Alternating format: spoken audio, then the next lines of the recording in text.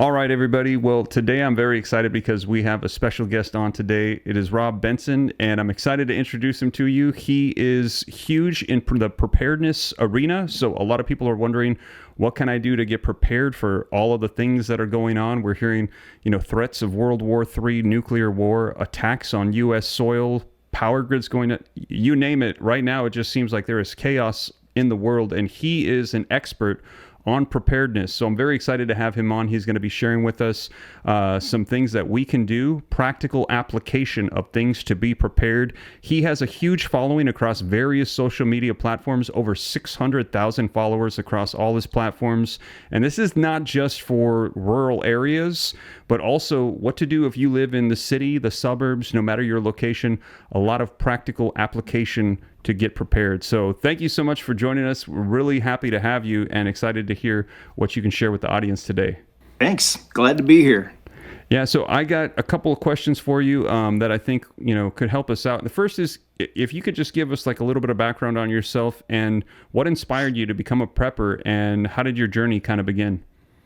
I think for me, a lot of this really boils down to I love camping. I love hunting. So it's a natural transition. I also love overlanding. So I love equipping my truck to have things in case of emergencies if I've got to pull somebody out. But if I look back through life, I've had so many ups and downs. So in the early 2000s, I got hired on as a mortgage loan officer and did really well at sales and eventually became the vice president of sales for that mortgage company. I had about a little under 200 employees that worked directly underneath me in a sales position. And then 2008 into 2009, and I'm a 20 something, mid 20s, late 20s at that point, making quite a bit of money. And then it just got cut off. So I lost everything. I went from having a boat, 3 cars, we're talking like at the age of 26, a boat, 3 cars, a house with a guest house, just living my best life in Florida. And then that rug was pulled out completely, lost everything through that process throughout my entire life. So that was a learning experience to go, oh, overextending yourself is probably not a good idea. Super glad I learned that lesson in my 20s rather than later in life and having lost everything. But I filed bankruptcy, had a foreclosure. I ended up having going from that to having a 1992 Saturn that I bought for $1,000. This was in 2009, leading into 2010. Having to knock doors for a security company, home security, did well at that. But again, that was really tough after having made so much money and being in a management position where I traveled across the United States to different offices, to knocking on doors just to pay the bills because I had lost everything, and then transitioned into opening up a web development internet marketing company in 2009, working with a bunch of political campaigns, and that turned into more. But the highs and lows of that made me realize how important preparation is across the board. I also grew up Mormon. I have since left the Mormon church about 3.5, 4 years now, but in that upbringing, there's a lot of emphasis on food storage and being prepared for things that are unexpected. That could even be a job loss. So that has been ingrained throughout my entire life. And then in 2020, our property here, we've got a fairly large property. It's at about 6,000 feet in Colorado, at 6,000 feet in elevation for those of you that don't necessarily go off of elevation like we do in Colorado, because a lot of times people will say, where do you live? Oh, that's great. What's your elevation? Because you can get a good idea of what the atmosphere, what the environment's like in different elevations. If you've got more snow, but we're at 6,000 feet. A wildfire took off and it ended up hitting our property. We almost lost our home. The containment line of that fire is on our property. And that's another experience. But if I go and look through my entire life, I realize there's a lot of levels of tests or things that have been not expected that I didn't want to have happen that happened. I had no control over it. And I realized really throughout my life is that the only thing that I control is my response to what the world throws at me. So that's been a big part of my diving into specifics and taking my rural life in helping people that might not live in a rural world to understand how to use particular chemical compounds, how to raise chickens, how to understand how heat is an important aspect to making food and staying warm in the winter, regardless of where you live. You've got to have a method for staying warm. But all of those things, that has been my mission with this content, is to help people understand things that might not have been on their mind. And I'll give you one quick example: baking soda. Baking soda, okay, we put that in our baked goods, but baking soda, if you sip a little bit in water when you have heartburn, that can go away. You can also use it to insert, there's probably, I would say, over 100 uses that people don't recognize how versatile it is. That's also included with vinegar, activated charcoal, sodium bicarbonate, which is the baking soda. Going through all of these different chemical compounds and learning what they do, you can save money. Most of these things that I talk about have an indefinite shelf life. So if you store them properly, they can be useful in case of emergency. So Wow. I know that was a little kind of off every direction, No, but it's good. I think the core of preparedness is just recognizing that one simple fact, that it's not a guarantee that there's going to be someone that's going to come and help when a problem occurs. Yeah, there's nobody that's going to come and save you. And I think like that mindset of preparedness, like you're saying, it really resonates with me, because I feel like I've gone through a similar story in my life where I kind of had lost everything. And then it's a reminder that's always in the back of your mind. Like, I never want to go back to that place. I want to make sure that I am ready for essentially anything, or at least do whatever effort I can to make sure that I'm prepared for potentially what could be coming. So I get that. Yeah. So my next question would be, what's your overall philosophy for approaching prepping? Like, you mentioned some of the things that you're focused on, but do you primarily, like for your followers, focus on like survival gear, community preparedness? Like, I heard self-sufficiency in there. What are some of the main things that you really try to communicate?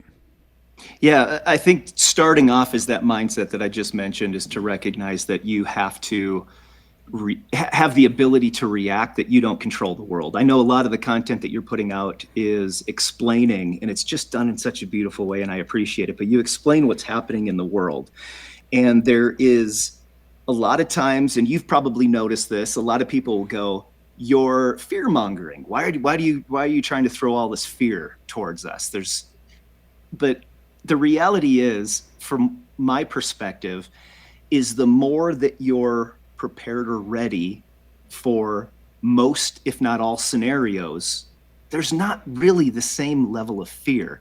So if something were to happen tomorrow, where there is a coordinated terrorist attack wherever, or even if a job loss, if you fall into the same problems that I experienced when that industry just completely crumbled, that bubble burst, and I had to go, okay, what am I doing? I wasn't prepared. That's why I lost my house. That's why I had to file bankruptcy. We had nothing after having what I felt like was everything.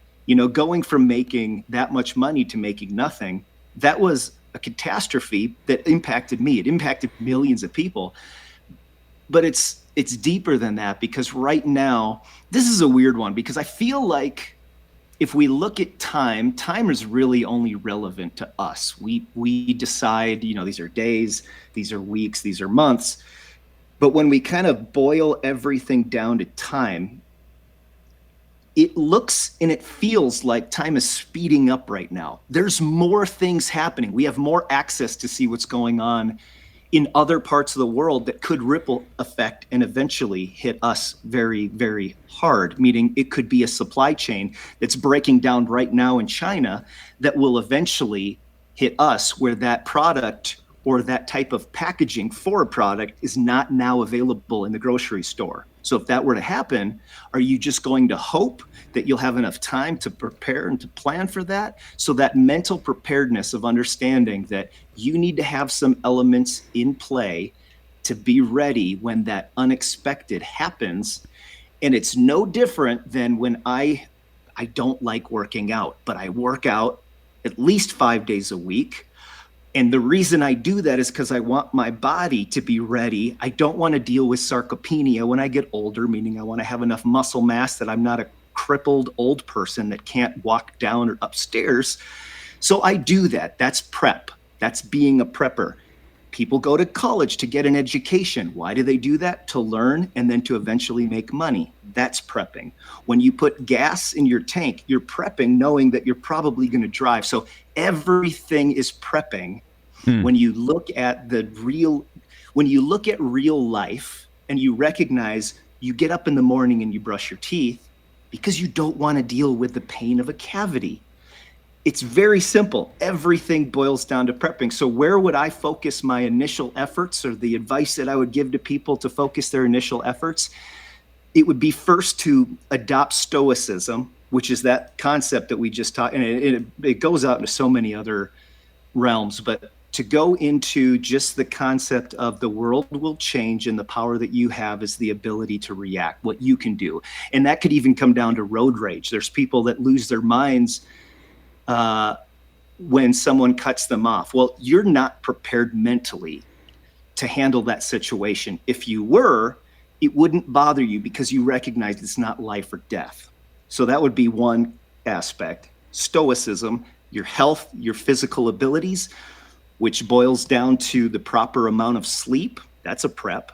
The amount of exercise and building muscle, the supplements and the foods that you eat. So all of those things, I think, are the base. And everyone is doing it to an extent or not. They just don't call it prepping. They call it life.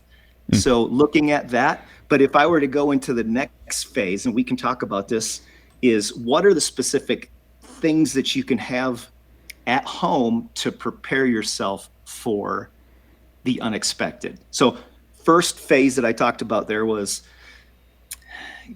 getting yourself mentally and physically fit enough to handle situations that might be out of your control.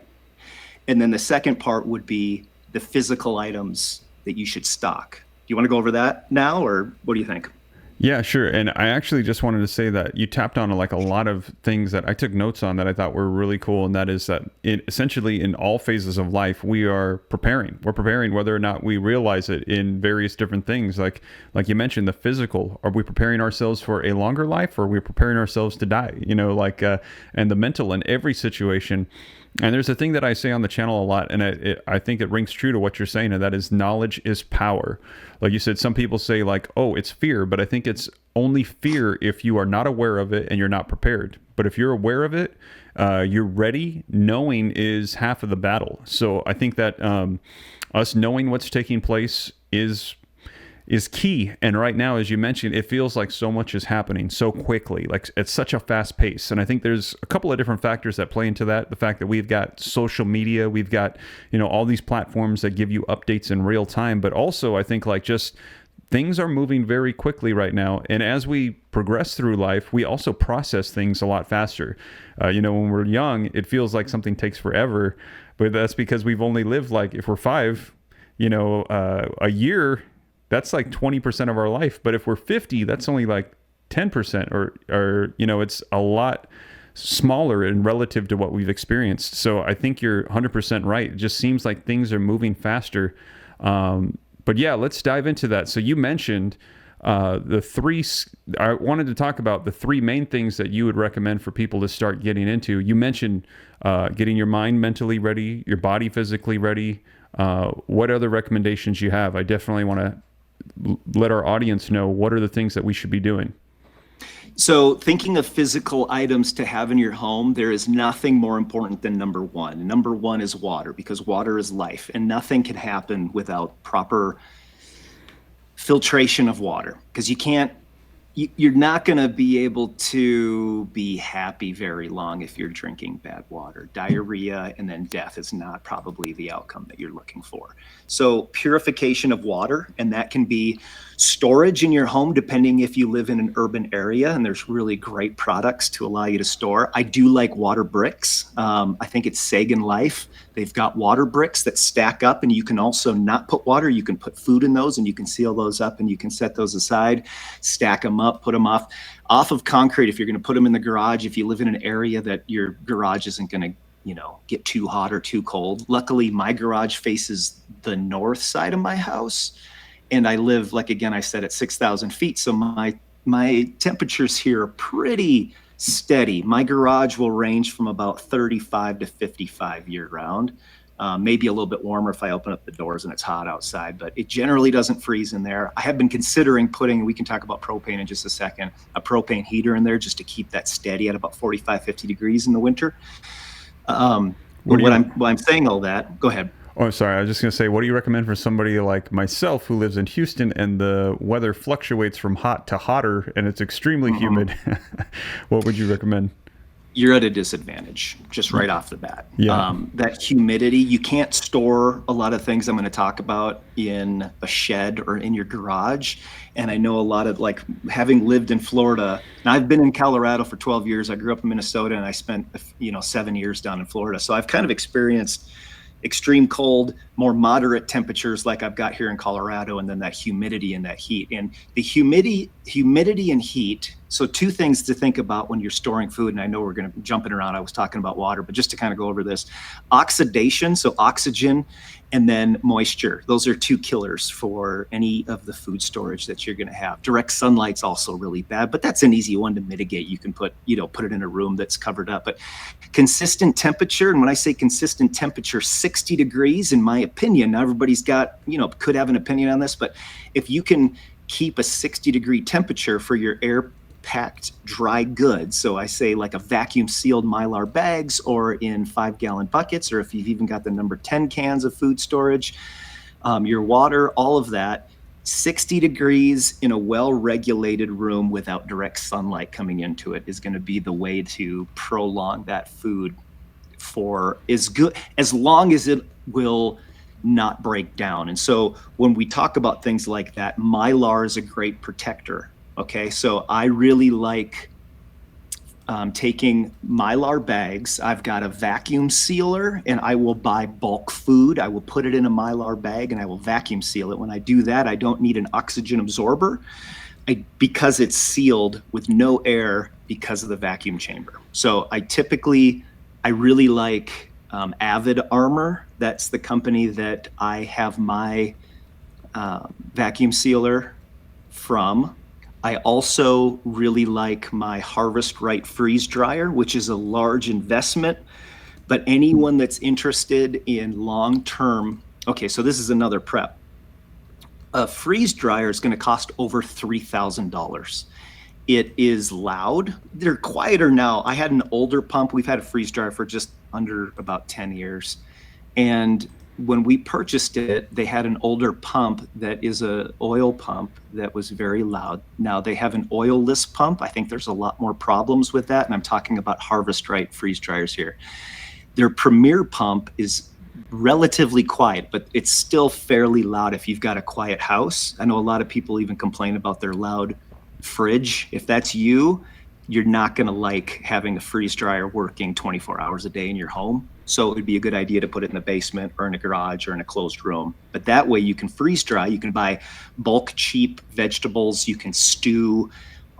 You can make your soups. You can do all of this. You pour it in a tray. You put it in. It runs through a cycle, freezes it, and then it sublimates, and then it is basically dry. And that can then now last. And when I say dry, I mean free of moisture completely. And that can now last over 20 years. So you can make a stew that you like, or a minestrone, or the carrots that you harvested in your garden, or a beef dish, whatever it is, and you can put that in one of those trays, and in no time you got this crackly dry food. You put it in your vacuum sealed Mylar bags, and now you've got food that is going to be sitting on your shelf that can be ready in 20 to 30 years, which is awesome. No one's really going to ever store stuff for 20 or 30 years if you're cycling through it. But the nice thing about freeze drying versus dehydrating is that you are allowing yourself to keep most of the nutrients. I believe some estimates are 97% of the nutrients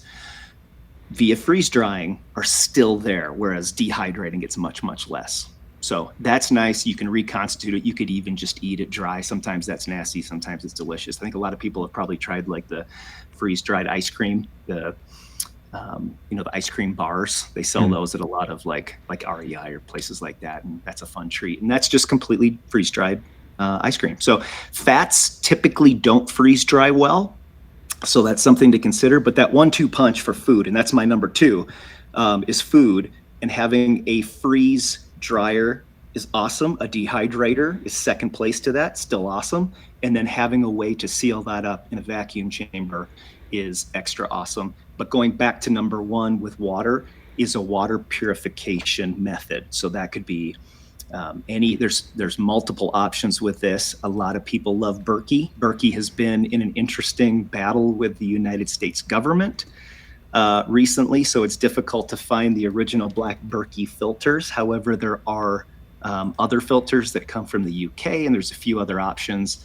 What I found that they typically run a little bit slower than the original black Berkeys, but having something like that, or even something that you take on a backpacking trip, there's gravity fed, there's the straws, any of those, but larger, because if you do have a problem where the water's not potable from, let's say you've got some type of a cyber attack that happens to your water treatment facility, they may just shut the water off. And that may be for 5 or 6 days, but 5 or 6 days with no water and no prep, the shelves in your local community for water are going to be gone within minutes of an announcement like that. So I wouldn't count on being able to go, oh, well, I just go to the grocery store if there's a municipal water issue. And if there is a municipal water issue and they say you need to boil the water, that can consume, like say you have an electricity problem and you don't have propane, or you don't have a method or a wood stove to heat that water up to boil it.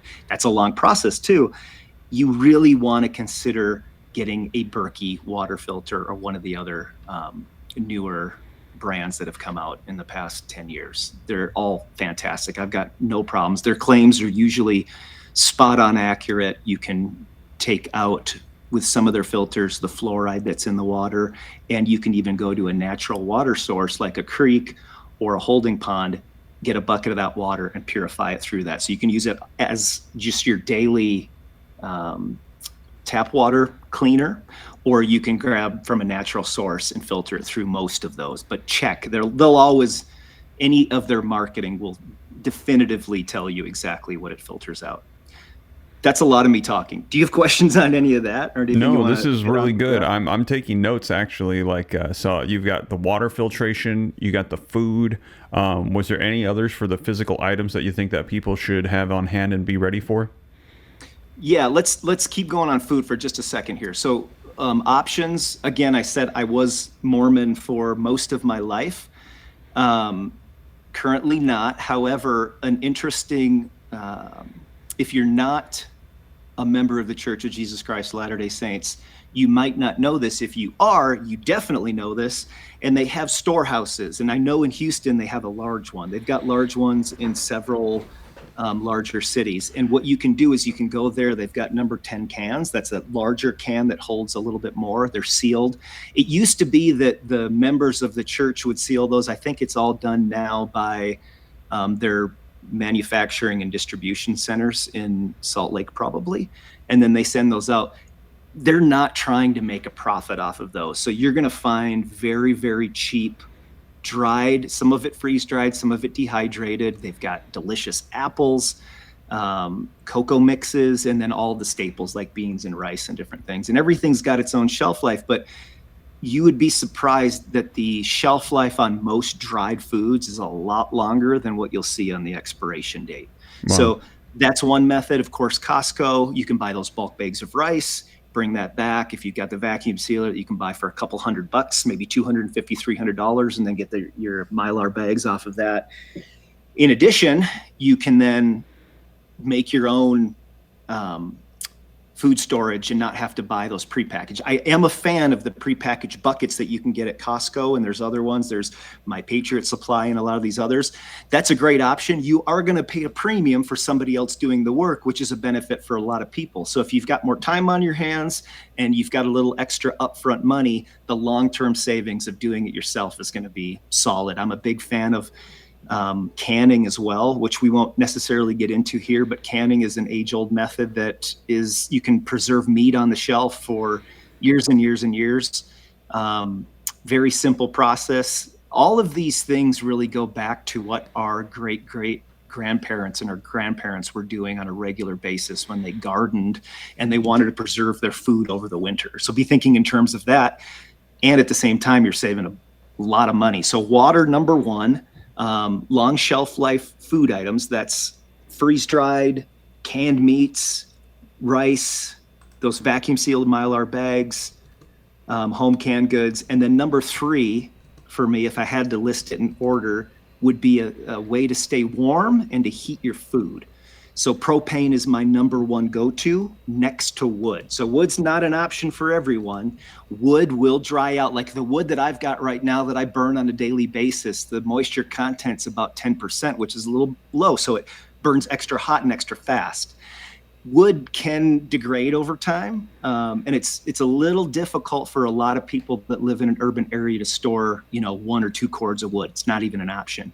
But you can store a couple of propane tanks. There's multiple sizes of propane tanks. And a propane tank, what's cool about it is the expiration of that propane has nothing to do with the propane itself, but the tank. So the tank, if the tank goes bad, your propane will have an issue. But the propane is indefinite, meaning it will not go bad. So that's a fuel that you can use just a little bit, enough to heat some water with a camp stove or any type of stove that you might have. If you live in an area where you can have complete control, where you've got a 500, 1,000, or 2,000 gallon propane tank, you've got a huge advantage. So like we've got a large propane tank, my oven, my water heater, my furnace, all run off of propane. So I just have a backup solar system that will allow me to tap into each of the breakers on my main home panel, and I've got a battery system with a manual transfer switch that allows me to shut off and on so that I can keep those appliances running, like a fan, for example. That's not running off propane. The heat is the flame that's coming out of it to push the warm air throughout the house, but the fan. So having backups like that, I know that's a little more extreme. If you live in a rural or an urban area, it's going to be beneficial for you to have some of those propane tanks. And then again, think in terms of you cannot have those in direct sunlight. It's not as important, but it is a consideration for temperature. But it's not consideration number one. My recommendation goes against other people's recommendations, and that is I store mine off the concrete floor in the garage because I have a stable temperature. I have those Costco shelves. They're like a couple $100. They're really sturdy. I think you put like thousands of pounds on them. I have no idea. But I've got my propane tank, my smaller propane tanks, in addition to the larger propane tanks. I've got those sitting off of the floor, which is very important. And I have a carbon monoxide detector sitting right by those. And there is airflow. I open the door. So if you have airflow, a constant temperature, that propane, and a carbon monoxide way to test that, just so you're not running into any issues. It's not as probable, but it's possible. But those three things, that allows me to kind of have this backup to my backup, which is redundancy. The concept is 1 is none and 2 is 1. So if you have 2 of something and something breaks or isn't working or whatever the case might be, that you still have 1 that functions. Nice. Okay. Yeah. So no, that's that makes the sense. 3 top, I guess. All right, so got it. So water, food, and heating. And then on that food one, I actually was going to say, yeah, I didn't realize it until, so like, I just report the news. Like, I was not originally like into prepping, but then like all the news coming out, it started making me prep, made me think like, oh dude, like I'm reporting on this, and if I'm not making preparations myself, so I started getting into it. And then like there was a couple of people in my church that were actually like prepping because of all the stuff going on, and they told me, one of them introduced me to the LDS group and said, hey, in Houston there is like huge amounts of food that you can get for extremely affordable. Most people don't realize that the Mormon Church does this, but they make their people prep. And then I looked, and sure enough, they sent me the links, and I was like, wow, okay, this is like really cool. So like that's where, you know, we've been getting like our food supplies along with like Costco and stuff. But yeah, that's like huge tips that I think is going to be really helpful for people that are wanting to do this. I guess my next question for you would be this, and that is, there's a lot of people that have told me like, hey, I want to prep, but I'm on a budget. Do you have any recommendations for like budget friendly prepping that people could still do and be effective and be ready? Because, you know, even like the iodide potassium tablets, like I found some that people are shocked at how affordable they are. Are there any recommendations you'd have for budget friendly prepping? Yeah, any of the chemical compounds that I talk about. So in calcium hypochlorite is a pool chemical. I do want to talk about this, and I have not personally tested it yet. I'm a little apprehensive. I've not talked about it on my channel, but since we're going over cost-effective methods here, Madi drops, really interesting product that I am probably going to get 100% behind. It's a small, it almost looks like a checker, like the game checkers. It almost looks like the size of a checker. You toss that in a 5-gallon bucket and you wait 24 hours and it purifies the water. It doesn't go through and it take out the contaminants. So you want to filter that water through. You could even filter it through a coffee filter. But that's something that, and again, I'm not completely versed in it. I really want to dive in to testing it so that I can stamp my approval on this. But it's so promising because of the fact that it can be used hundreds of times. It's the size of a domino. You throw it in the bucket, 24 hours later, as long as you've filtered out the larger contaminants, you will have drinkable water. And that, I think, retails at around $50. And so that is, now, most water filters aren't going to be massively expensive, but I understand and appreciate that there's people in society that don't have $500 to throw down or $300 to throw down today on a water filter with the thought that maybe it's going to work out. But I don't view any of this any different than Bitcoin or the stock market. You know, if you're trying to invest in your future, those are great. That's awesome. I applaud you. You're probably better at that than I am. However, just as important is what I talk about all the time, and that is, I call this a self-managed insurance plan, and that's you preparing for the unexpected. So my advice with that would be, when you're developing your self-managed insurance plan, that's different than a company that's selling you insurance. You're creating your own insurance plan. And what does that entail? I've got a very extensive blog post that goes over line by line, but that is the preparations that you're making today to know that help might not be there tomorrow. So what would that be? And that's some of the stuff that we've already talked about, but you've got to be thinking in a term that is, this is an investment in myself and my family. As a father, my entire life's goal is to provide for my children and do whatever I can. Like my 17-year-old son, I think about it all the time. I want nothing, and my daughters are no different, but I have this thought that I want nothing more than for him to be multitudes better at everything than I am. And so if I can figure out, he's 17 and just doing amazing things right now with his life, and I look at him as an inspiration, and my other two daughters, one's 13 and one's 19, and I look at them and I am constantly trying to figure out, what can I be doing right now and in a week and in a year to make them better off than I was? Because I'm going to tell you what, and you know this probably better than I do, but Gen Z and whatever's coming up behind Gen Z, good luck buying a house. They don't have the same options as a 44-year-old dude like me. I have had, I've owned several homes. I've had lots of opportunities. That's not the same now. So looking as far as budgeting, my budgeting is focused on them. What can I do to be ready for the unknown? So budget wise, when you buy cheap, it can fail. So you better plan on having multiple redundancies to that. You might as well recognize that you should buy it now, and that you can cry now and then deal with the consequences later. That is another philosophy that I think, as far as being prepared for the unexpected, is yes, you could buy the cheap thing or you can buy the more expensive thing. When it comes to what we're talking about, the more expensive one, if it's vetted and there's a reason behind why it's more expensive, go with that. Make the sacrifice to go with that. So I also wanted to hit on, we talked about those first three things: water, long shelf life, food items. But with this, I think it's important to talk about when we're talking about budgeting or trying to figure out how to do this on a budget. We really hit that, I think, on that with like buying stuff from Costco or from the, I think it used to be called the Bishop Storehouse. I think it's just called, I don't even know what it's called now for the LDS Church, but you can find them online pretty quickly. And it's got a place where you can go and you can type in your zip code, I believe, and it'll show you where the closest one is. And for a lot of people, you might have to drive a couple of hours, but for the savings that are there, it's going to be cheaper than Costco. And to me, Costco is we have, so I also own a cafe, and there's certain things that I get from Costco that are cheaper than what I can buy them at cost owning a cafe. And also, before I owned the cafe, we had a consumer packaged goods company. So we would make consumer packaged goods, we'd ship them out. This is stuff people could consume that were diabetics or on a ketogenic diet.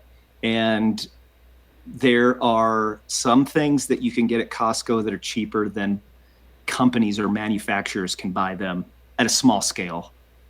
So Costco really is a deal. Probably the same with Sam's as well, utilizing those. But those are the first three. I want to talk about the last three because I think it coordinates with this a little bit. But first aid gear, supplies, antibiotics, the forbidden ivermectin, all of these things benefit you. And I've got an extensive blog post going over the long shelf life of antibiotics and other. There was a study that was conducted that 90% or more of these antibiotics and other over-the-counter drugs were actually good 15 years after the expiration date. So it's important to not, there's certainly pharmaceuticals that you need to avoid. And I'm not trying to promote the use of pharmaceuticals, but I'm going to tell you, in case of emergency or some unknown event, I want to have antibiotics on hand, if nothing more than for a bartering tool. But I don't want to have to go ask for permission for ivermectin, for a Z-Pack, or whatever the case is. I want to have those. And there's companies like Jace that offer that, where you can fill out an information. You basically fill out a med form, their medical professional looks it over, and then they provide you with that via mail. So it just comes in the mail. So there's no middleman, really. They are the middleman, but there's no, you don't have to go convince a doctor that you need ivermectin, which is very hard. And I think there's a lot of pharmacies that aren't even prescribing it. So that would be number 4. Number 5, and we can go more into medications because I'm a big believer. I don't consume many medications at all, but having them on hand, especially with a long shelf life, I think are beneficial. Communication tools, my favorite, if internet and cell phone goes down in a local area, would be GMRS. It's like a walkie-talkie. Let me grab one here. Sorry. So walkie-talkie is my favorite because of its simplicity. If you can see it on the screen now, if you're listening, you can't see this, but the brand is walkie-talkie. A lot of GMRS walkie-talkies, they have a lot of buttons. So if you're not looking at doing this as a hobby and you just want it to work, there's nothing more simple than this 5-watt GMRS device. They have FRS devices, which have a shorter range. Those work off of 2-watt. And then, of course, you have ham radio, which really takes an investment of time. So there's a lot of people that ham radio is where you're going to get longer distances. You could talk to somebody in Russia if you wanted to with ham radio. You could never do that with GMRS. But with GMRS, after you get a license, you can join communities that have repeaters.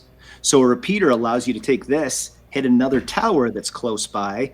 That tower can then allow you to get a longer range. So GMRS is really cool. I've got a blog post on how to get the GMRS license. However, and this isn't advice I'm giving you, but it's advice that I'm giving myself. If this makes any sense after I say it.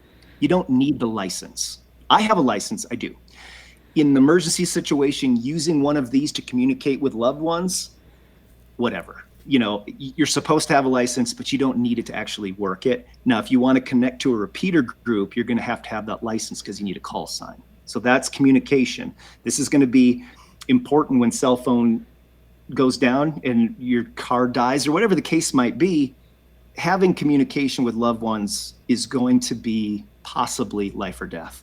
And then the last I would add to this is the usage of lethal tools. So a lethal tool allows you to have the upper hand, especially when you have built up a cache of supplies and things for the unexpected. Immediately, if there's a breakdown in society, there will be people that will want to take that from you.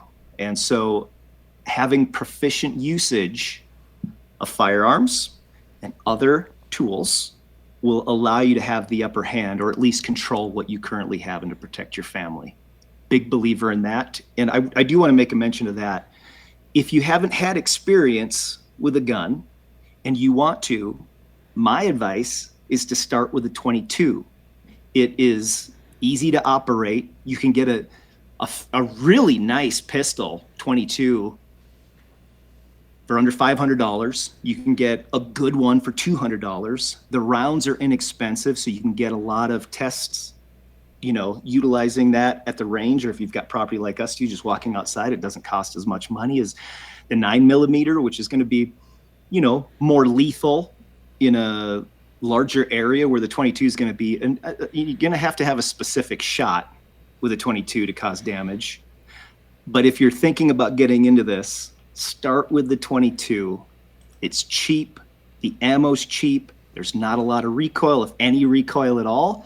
And you can develop this sense of pride that now you have a good sense of how to use that firearm, and then start stepping up as you work towards kind of building off of that. And then when you're at home, take the magazine out, make sure it's empty, and then dry fire a bunch. Have it, in your concealed carry position, have it where you're going to have it in your house. Again, make sure it's completely unloaded and you don't have a magazine in it. You could throw an empty magazine just to get the feeling, and then work that and dry fire throughout the day, just almost like you're going to the gym. So whatever that might look like for you, pick a time during the day and work on dry firing so you can get comfortable in your home with the utilization of that firearm. So that would probably be my top things to focus on. And I went way further than what you asked on that, so I apologize, but hopefully that was helpful. No, it was. This is awesome. I think that this is very valuable information. I'm taking notes, and I want to make sure that the audience, that anybody that, these are things that a lot of people I think haven't maybe necessarily thought of unless they're actually very active in the prepper community. So I think this is fantastic. My next question for you would be this then, with all that information that you provided, what are some of the common mistakes that you think some people might make when they're starting to prep that they could avoid? Improper storage of their stuff. It's like they buy all the stuff and they keep it in the packaging that it came in, and then they forget about it. Not rotating through it, so first in, first out. So when you buy a bunch of canned foods, you are eating the stuff that's older, and you kind of cycle through it so that, there's certain canned foods, like high acidic canned foods, that won't last as long as like beef in a can. Beef in a can you could technically, as long as the can isn't dented. So a dented can means that there's going to be some damage to the can, rusty, or if you open it up and it smells like a foul odor that when you smell, it smells, a lot of canned stuff smells nasty when you open it's cold, and then you heat it up and you're like, oh, it smells so good.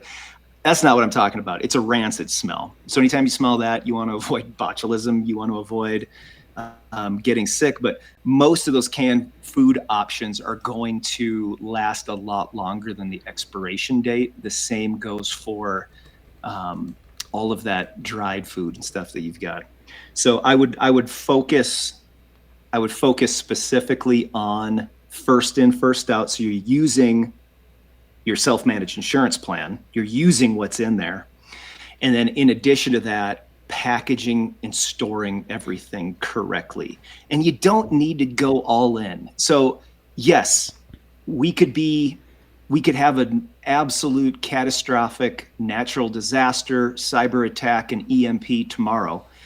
But don't think in terms like that. Thinking, I'm going to build this up and I'm going to plan, and this is a long-term process. Going out and buying everything right away is just foolishness. So just take your time, focus on what's important. And then the other thing with that, I would say, is not focusing on some of your preps being chemical, like chemical compounds. We talked about this a little bit. Chemical compounds with an indefinite shelf life. So activated charcoal, hugely important. I've talked a lot about activated charcoal, and I'm actually currently working on some content related to activated charcoal. I'll put that in a blog post and do some videos on that, but I'm writing a book right now with all of these chemical compounds that are useful. But that Lugol's iodine, that has an indefinite shelf life. That has iodide and iodine, and then it's purified water. Very small percentage of the iodide and iodine, but it's in a dropper. I take that every day, actually. I think we talked about that when I had you on my podcast. That's great. If I can, so I've mentioned sodium bicarbonate, which is baking soda, vinegar. Calcium hypochlorite's not indefinite, but it's a 10-year shelf life. And calcium hypochlorite is that pool chemical I was talking about, which you can create a 24-hour bleach at home with that granular calcium hypochlorite. So again, bleach is useful in a lot of situations for purifying water and to cleaning surfaces. The problem with bleach is when you get to that year mark, even if you store it properly, bleach is going to degrade down into salt water. Same thing with hydrogen peroxide. So that would be two mistakes that people make when they're putting their preps together in their house or their self-managed insurance plan. That would be relying on things that don't actually have a long shelf life. So calcium hypochlorite, you don't need to have the bleach on hand. You can make the bleach and you can purify water that is drinkable using that calcium hypochlorite. It's granular. It'll last a long time. All of those chemical compounds, I think, are not necessarily utilized, but when I do a video on them, you will get so many comments for people that said, my grandma or my grandpa or my dad, someone that was older than they are, they use that for everything. Today, I think we're conditioned to believe that there are certain products that you need to buy. You can make so many things with a lot of these chemical compounds. So as simple as you've got heartburn, baking soda, take a half teaspoon if it's severe. If it's not as severe, a quarter teaspoon and a little bit of water, mix it up, drink it down. You'll eliminate that almost immediately. It's incredible. If there's cramping, if your muscles are full of lactic acid, you can consume baking soda and it will relieve that lactic acid buildup. Big fan of creatine for multiple reasons. That's another long shelf life chemical compound that you can store. So that would be another one. I think we could probably have a whole podcast just on chemical compounds. So I'll stop there. You know, what's funny is that you mentioned that. I didn't even realize that until just recently. I was at a conference in Miami and I was with some other like content creators, and there was some homesteaders there, and they are out in the Ozarks, they said. So they're in the middle of like a couple of the different states, like in some remote location, 2 hours away from like anybody. And they actually sell products online, and it's all stuff that they have grown on their own, on their property. And so they're, you know, they, while we were there, my wife wasn't feeling well. And so they gave me some samples, and now we've been taking them, and they're like, oh yeah, we've got I forget what we've got, cayenne, we've got labella, we've got mullein. They've got all these extracts from all these things that they raise themselves, and then they sell it. And so now I've been taking them because, you know, I suffer from asthma sometimes. I have trouble breathing, and she sent me all these, and she's like, use them. And so I've been taking them, and she was like, yeah, a lot of this stuff, she was like, you can get on your own. You don't need to go get all these medications and stuff. There's a lot of stuff, just like you're saying, she vocalized that you can do on your own. And speaking of that, cayenne is special. You mentioned cayenne. That's a very special one. But that's not going to have an indefinite shelf life, but that can stop bleeding. That can help with a heart attack. There's so many uses of cayenne. I take it daily just on my food because I've kind of gotten addicted to it, but I'll even put it in coffee. I like that little kick it gives it. She's got like a little dropper thing. I just like take several drops a day of the extract. Yeah. But that actually is a good segue to the next question I had for you too, which was, Okay, so I'm not sure if you saw, I think they released this movie called Homestead.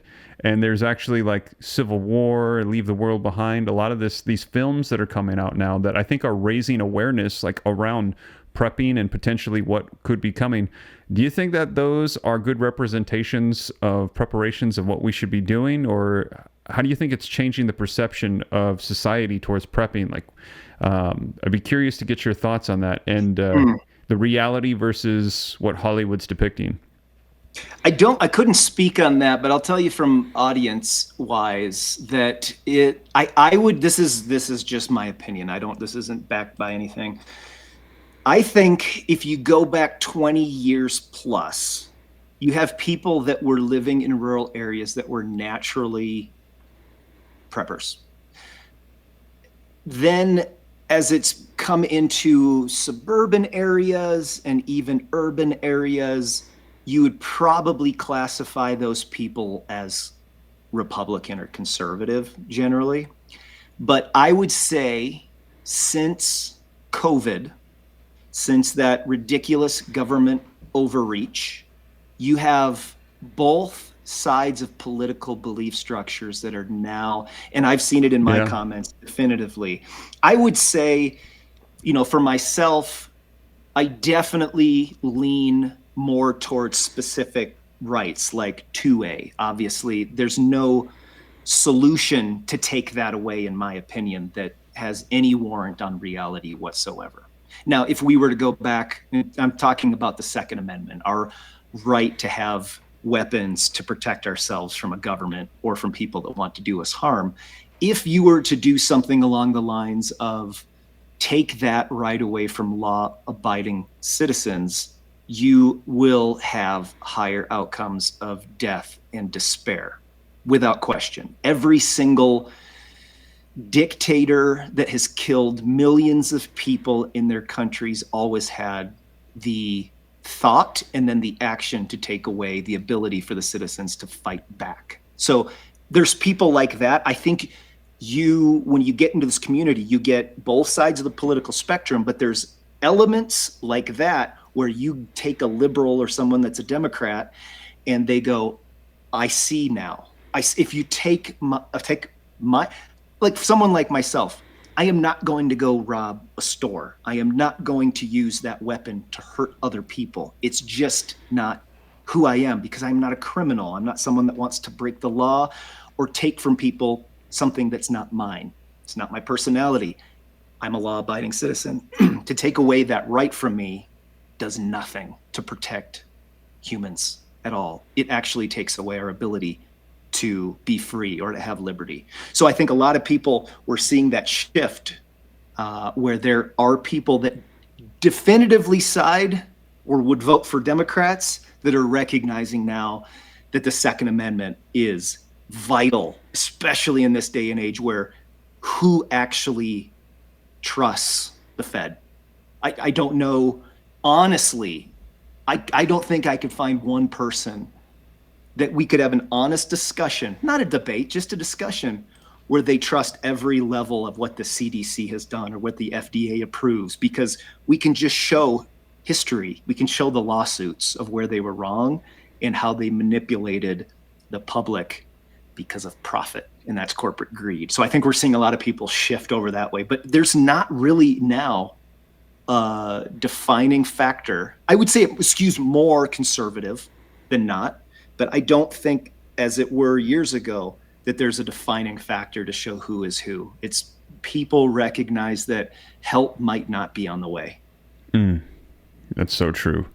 And then, like, with that in mind, I wanted to tap into just a little bit here as well. Like, if there was something to happen, because, like, I know, like, for you, like, you're prepping for every scenario, like natural disasters, economic collapse, cyber attacks. You mentioned briefly about the difference between being out in, like, a rural area versus being, like, in the city. And, that's a thought that I was wondering if you could talk a little bit more on for people that are in suburbs or communities, because my first thought would be, like, it would be great if you're in an area where you can have community backing, like you and your neighbors got each other's back. But if you're not in that situation, or if your neighbors run out of resources and you have these resources readily available and they know it, or what it should be the mindset of somebody that, like, say, is in the city. What are some of the precautionary measures that they should take in addition to or differently than somebody that's out in these rural areas that are out on land, that they're kind of on their own? Because, like you mentioned, you might need to protect yourself. Or I've heard people say, like, if you're the only one that's got like a backup generator and nobody else does, and things are out for a while, people are going to realize it. Or when everyone's starting to lose weight after like a week or two, and you're still happy and plumpy, people are going to know something's up. So what would be some of the strategies you would recommend for people that are preparing, but the mentality that they need to have going into this to help protect them and their families? You're already at a disadvantage. So you have to accept that right off of the bat, because you have highly dense populated areas. Everything is more difficult, from getting gasoline. If there's a worry of a hurricane coming in, like in Florida that we saw, I think it was Milton, and having lived in Florida for 7 years, I know this pretty well. There's this, Floridians have this thing, and anybody that's listening, it's almost like a party. It's exciting, and there's also this level of fear that's there going. And Houston, I think, is the same way, right? When you get tropical storms or hurricanes. Yeah, we get them pretty bad too. I think we had one this year that took out the power for like 2 weeks. It was a mess. That situation, you have people that overreact, and then you have the people that underreact. And there's this mishmash in between, but you are at a disadvantage in those highly dense populated areas. My biggest concern is more like a movie plot than probably reality. So I say that as I respect that this is a little bit out there, but if things get bad enough and martial law is declared, you lose all of your civil liberties to keep your own good. So you will be fighting government agents to keep your own property. I know that sounds ridiculous. So that is one concern that I don't know that is well understood. So that's my movie plot. You know what I'm saying? It's not, I don't think like, oh, it's tomorrow that's going to happen, but it is legitimately possible where they can just declare martial law and all of a sudden your stuff is their stuff and you've lost your civil liberties. You don't have a right to trial. It's very strange, that situation. I hope it never comes to that. That is the worst case. And again, that's the movie plot. Second, it doesn't take more than a day or two for people that are hungry to lose their minds. And you talk about a week, that becomes violent. And sometimes, I hate to say it, violence is the answer. If you need to overthrow a government that's wrong, it's a sad reality, but if you look back in history, violence is almost always what has occurred. So if you are living in the mindset, if things really break down in society, and again, I'm not predicting anything. I don't go around saying, oh, there's going to be an EMP. We can talk about EMPs, or there's going to be a nuclear attack.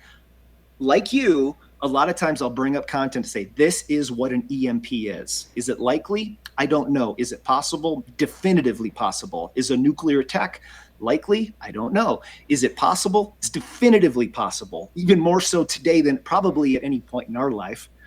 But all of those things, if you're thinking about it in terms of preparedness, being discreet in a rural area, in a urban setting or a suburban setting, is going to be your best friend, and then making it well known that you are lethal. So in a particular situation, when people get hungry, the best intentioned, the kindest people, a switch, it's just the way that when you see your kids starving, there's a switch that is turned on and you become a different person. And it's not, we just have to look back into history. It's not my opinion. It's just what happens when people get hungry, they get desperate. So that would be the concern. So move out of an area where you're not legally allowed to own a firearm. That'd be my first, and I don't know what those, I've never lived in an area that I couldn't own guns. That would be number one. Number two would be to become proficient with that, like it's an extension of yourself. It's your hand. So, I would say another, if you're really wanting to understand violence and understanding the recipe to that, It's the Anarchist Cookbook.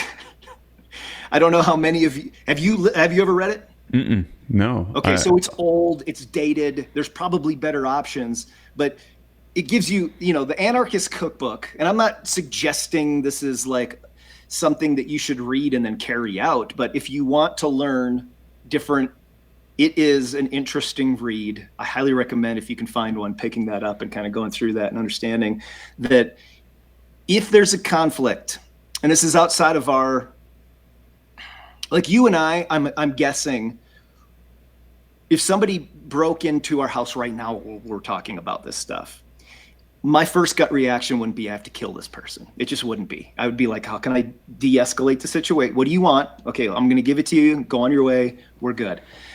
In a situation where society is breaking down, you're going to have to, at some point, if you're wanting to survive, and this is if you're in a fight at a bar and all of a sudden you realize that this person looks like they're trying to actually kill you. You can't, this is not a high school brawl anymore. You've got to recognize that when it's truly life and death, that you're going to have to figure out how to turn that on.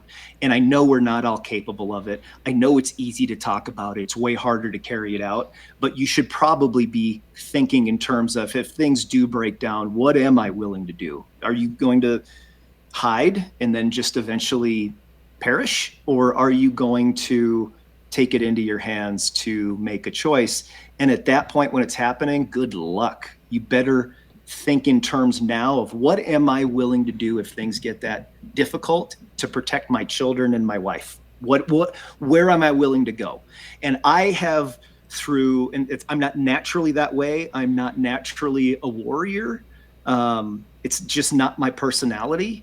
But I have spent many hours looking through what I'm capable of, practicing those things, and recognizing that I hope that if that comes to that situation, that I can actually carry it out. But I know I wouldn't be if I haven't actually had any planning at all. And I know it sounds terrible. And I'm not saying like, hey, like I said, what violence is, but the reality is it's not a comfortable discussion. It's not even a discussion I think we could have on social platforms without getting censored. But it's a reality. If there are bad people, what are you going to be able to do to defend yourself if that situation arises? And will you be mentally prepared? If not, good luck. Yeah. Wow. And that's the reality. I think it's a very heavy topic, but it's something that, you really have to take into consideration. And like you said, not being afraid, but being prepared, because it's something that you need to think about. It's the reality of the situation. So no, I think that's spot on.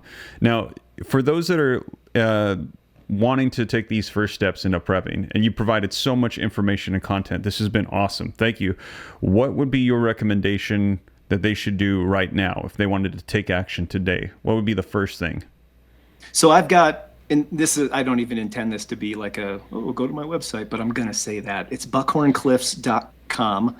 And there at the top of the homepage is a self-managed insurance plan, Get Started Here. And if you read through that, there's different elements of the things you can think about. But the first thing I would do, you can go down, and there's another spot on the homepage where you can click on this, but I've got a 16-page PDF that is basically blanks. It's just not a book. It's not like a training manual. It's, I forget what I call it. Let me look really quick. What was that website again? Buckhorn, Buckhorn, Cliffs, CLIFFS.com. Buckhorncliffs.com.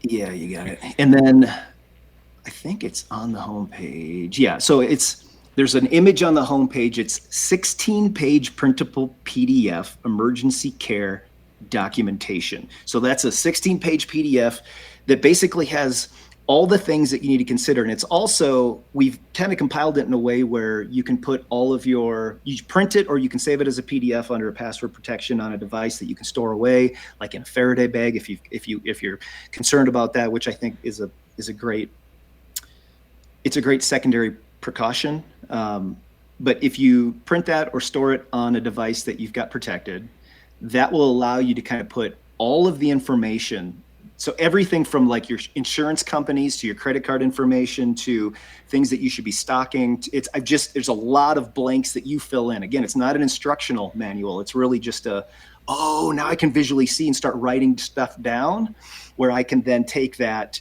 and I can store that in my safe, or again, on a device that you can store something in a Faraday bag, that I've got that in case of. So all my information is there, medical information, just a bunch of great stuff to kind of help you focus in on what could happen, I guess, and that you have some plan in place if something were to happen. Very cool.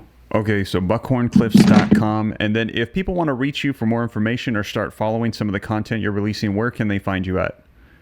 Start at Instagram. It's Robbie, R-O-B-B-Y, Benson, B-E-N-S-O-N. And that's the user name. I go by Rob, but it's Robbie Benson on there. Nice. Okay, well, awesome. Thank you so much. This has been very valuable. I've been taking a ton of notes. Appreciate it. And it's going to help so many people be prepared. Thank you so much for joining us today. I appreciate it a ton. Thank you. It was awesome. Appreciate it.